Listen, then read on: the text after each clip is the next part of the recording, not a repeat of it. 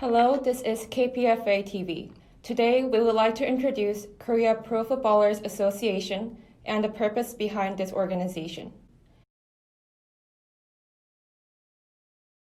Korea Pro Footballers Association, KPFA, is an organization representing professional football players in Korea.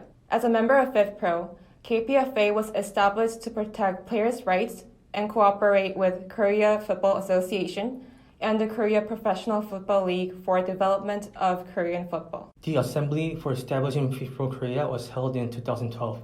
In 2015, the legal entity was prepared to set up, and on September 18, 2017, the legal entity of fifpro Korea was officially established. In 2019, fifpro Korea was promoted to an official member of fifpro and was renamed to Korea Pro Footballers Association, also known as KPFA. For 8 years, KPFA has participated in fifpro General Assembly, fifpro Asia Oceania Congress Legal Workshop, and has represented professional football players in Korea. Through this episode, we hope to convey many activities the KPFA does for the players. The KPFA works to solve unjust situations players may experience. Among many issues, the KPFA has dealt with cases regarding illegal contract termination. Lee Won-kyu and Moon Chang-hyun had signed a contract with Seongdam FC that lasted from January 1st, 2015 to December 31st, 2017. However, after the 2016 season, Seongdam FC not only terminated the contracts of the players, but also decided to discontinue the payment of the wages.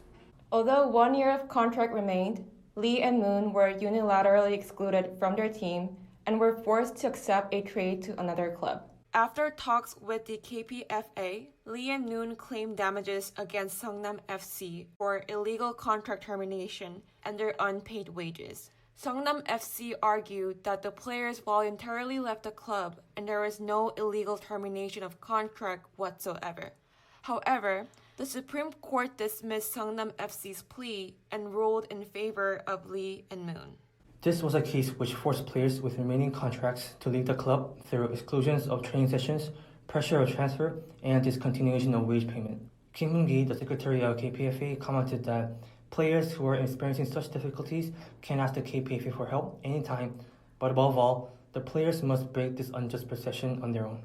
After the case of Lee and Moon, there were cases of illegal contract termination and discontinuation of wage payment of players from Incheon United FC, Seongnam FC, Pohang Steelers, FC Anyang, and more.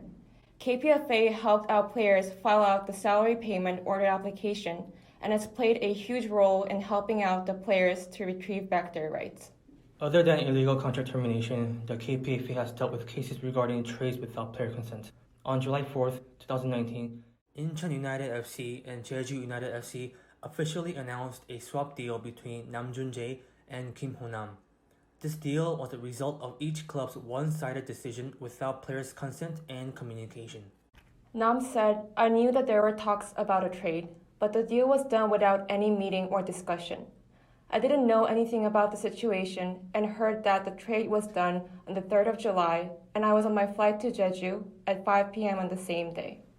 The trade was pushed without players' consent, which caused misunderstanding between the fans and the player." According to the Kleague Regulation Chapter 2 Players Article 23, it is stated that players cannot refuse to transfer or trade to another club that offers a contract with a higher wage than the current team. For the advancement of Kleague and the better environment for the players, KPFA feels the need of a change to the regulation.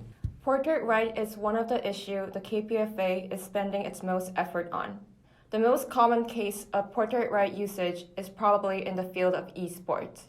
EA Sports, the creator of the FIFA game series, need portrait rights in order to develop and use player names and images.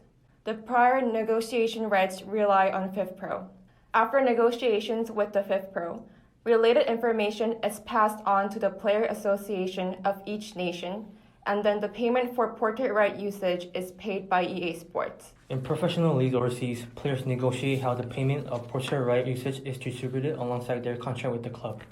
However, things are quite different in Korea. According to the Kleague Regulation Chapter 5, Article 9, and the Standard Contract, Article 7, it is written that the portrait and publicity rights of the players belong to each club.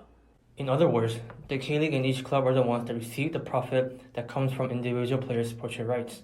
Unfortunately, not many players are aware of such information. The K-League must reform the articles as the KPFA is actively educating the players to become aware of their own portrait rights. KPFA's Fair Trade Commission complaint case is another ongoing issue regarding players' rights. KPFA is officially standing up against the ambiguous standards of the league, which forces salary cuts and terminates the contracts without players' consent. Also, there have been continuous compulsory wage cuts or contract terminations without players' consent despite FIFA's strong prohibition. KPFA had made a crucial decision to claim the unfair clause examination to the KFTC. On December 2, 2019, KPFA claimed the unfair clause examination to the Korea Fair Trade Commission on the following 4 subjects regarding the Terms and Conditions Control Act. Number 1, the compensation system, which is a direct violation of the Bosman Rule. Number 2, K-League's regulation stating that publicity rights belong to the clubs once the player joins the league. Number 3, the standard contract that conducts annual salary negotiation despite a multi-year contract. Number 4, league regulation and voluntary withdrawal system, which allows trade without players' consent. KPFA's advisory lawyer is consistently communicating with the KFTC and monitoring the progress of the complaint case. It is confirmed that the KFTC has requested the Korean Professional Football League, the defendant, and 22 clubs for opinion submission. The representative of the KFTC has unofficially noted that the conclusion of the case will be made by the end of 2020. We will also like to briefly discuss how KPFA serves corporate social responsibility as an organization. Including the president of KPFA, members of the board of directors, and players are actively participating in the activities.